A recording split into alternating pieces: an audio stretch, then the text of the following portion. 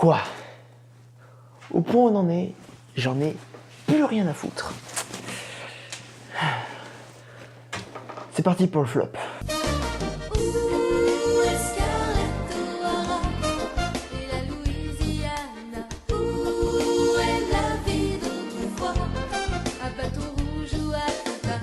L'année 2018, je n'ai pas vu tous les films qu'il y avait. Mais putain, on va être doux, on va être soyeux, on va être gentil, on va s'habiller correctement pour parler d'une chose qui m'a saoulé. Ouais. Alors déjà, on va parler des choses qui sont hors compétition, que je n'ai pas vues. Hein. Il y a des choses que je n'ai pas vues, il y a beaucoup de merde que je n'ai pas vues.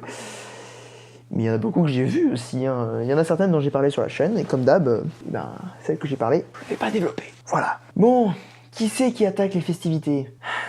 Parce qu'il est le moins mauvais de tous, parce qu'il me fallait un 5e, bien que j'en avais, hein, mais parce qu'il fallait que je le mette, La Nonne. Je pensais vraiment pas qu'un film du Conjuringverse puisse un jour terminer dans mes flops. Quoique, Annabelle premier du nom était bien naze lui aussi. Mais enfin, il y a un début à tout, hein. Bon, je vais pas vous en parler, hein, j'ai pas envie, j'en ai pas la motivation. Hein. Cette vidéo va être très courte, très courte. En tout cas, j'ai pas envie d'en parler. Je vous redirige vers ma vidéo, comme j'aime bien le faire. Hein. Et voilà, là je peux pas.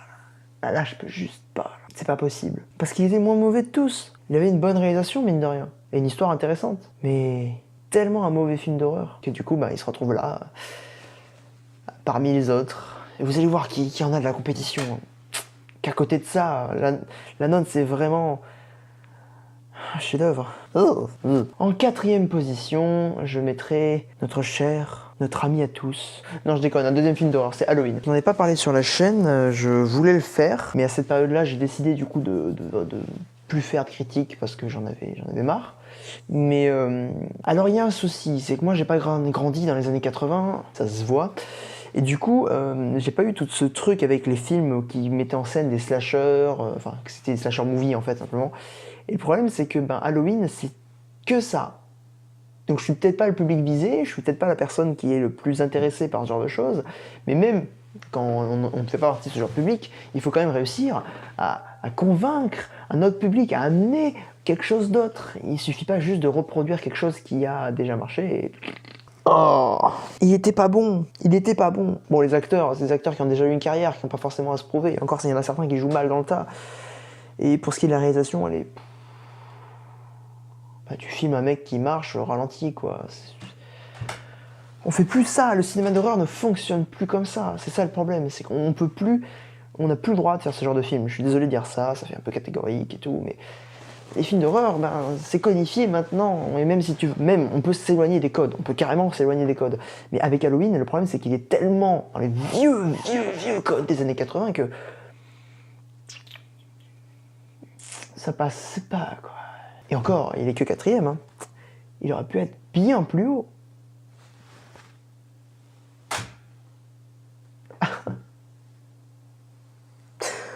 En 3e position. Alors, c'est là que ça commence à se devenir compliqué.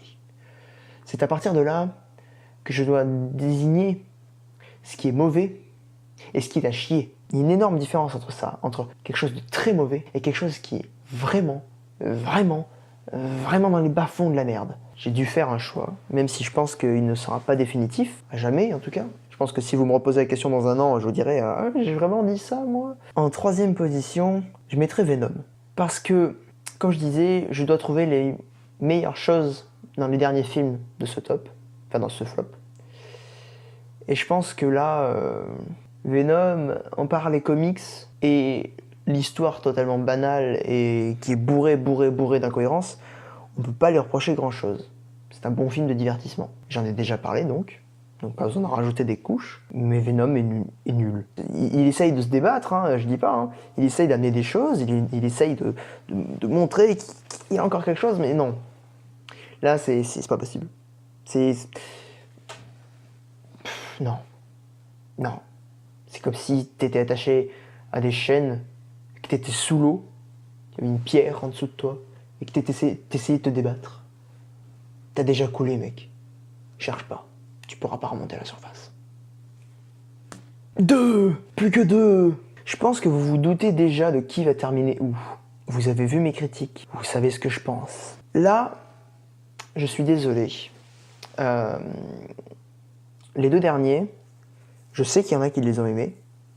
Je sais que même là, ça sera purement subjectif, comme la plupart du coup de ces top flops, hein, c'est totalement subjectif à chaque fois. Mais là, on est dans un truc où vraiment c'est subjectif de ouf, parce que je vous parlais à un fan, donc un fan qui aime plusieurs sagas. Moi, je suis très fan de Star Wars, hein, vous le savez. Je suis très fan de Retour vers le futur, d'Harry Potter, de ces sagas-là, en général. Et là, le problème, c'est que je vais devoir choisir moi-même parmi tout ce que j'ai vu. Et en deuxième position, ça ne s'adresse pas à ça, mais c'est le premier, par contre, qui va s'intéresser.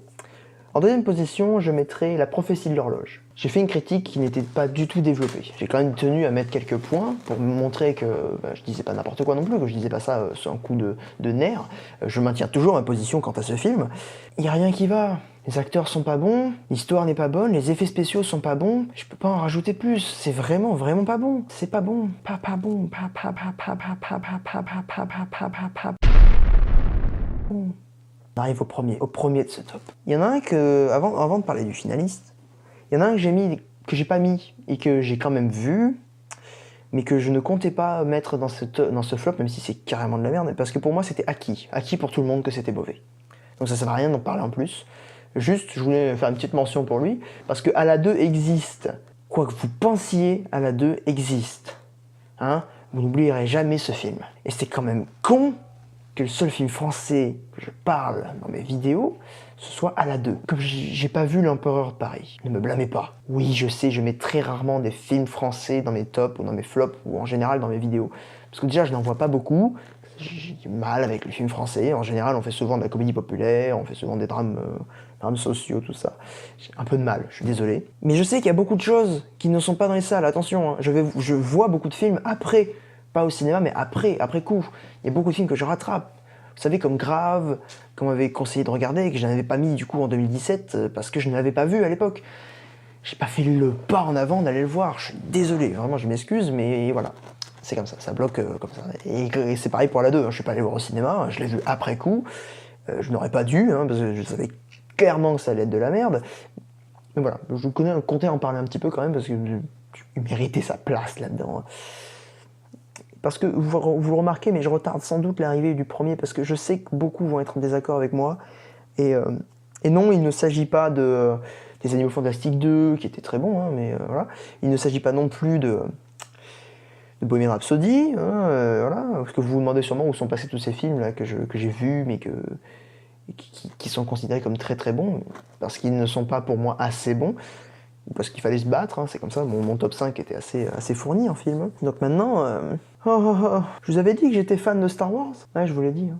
Ouais, vous le savez. Donc vous savez à quel point je me suis senti trahi et détruit après avoir vu Solo Star Wars Story. Eh, vous le savez. Ah.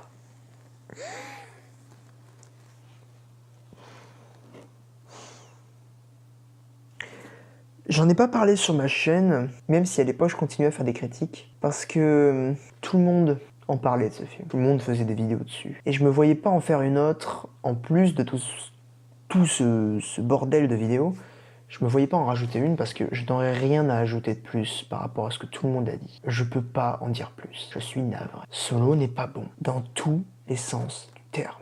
Rien ne va. La réalisation, elle est moyenne. Les acteurs ne sont pas bons pour la plupart. L'intrigue est naze. Et les références à Star Wars sont beaucoup plus putes que des références qu'on peut citer de putes dans Ready Player One. Ça ne va pas.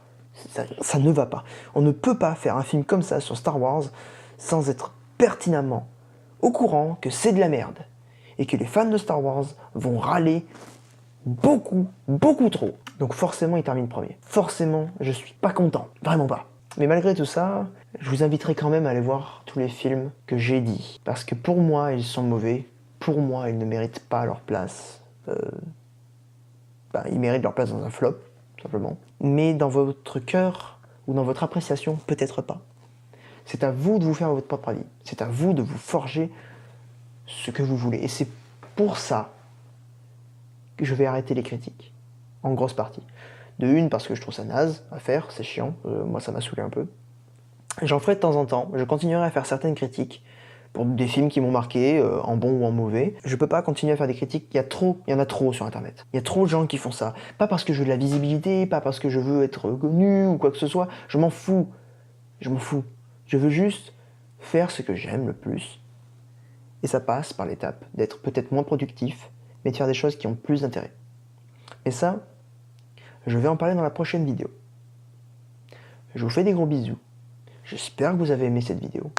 Si c'est pas le cas, tant pis, vous la mettrez dans les flops des vidéos de 2018 pour vous, les vidéos de YouTube, hein, voilà, m'en fous. Et je vous laisse un peu de temps pour regarder vos films, regarder vos séries. Et je vous dis à la prochaine pour les annonces de 2019. Ciao!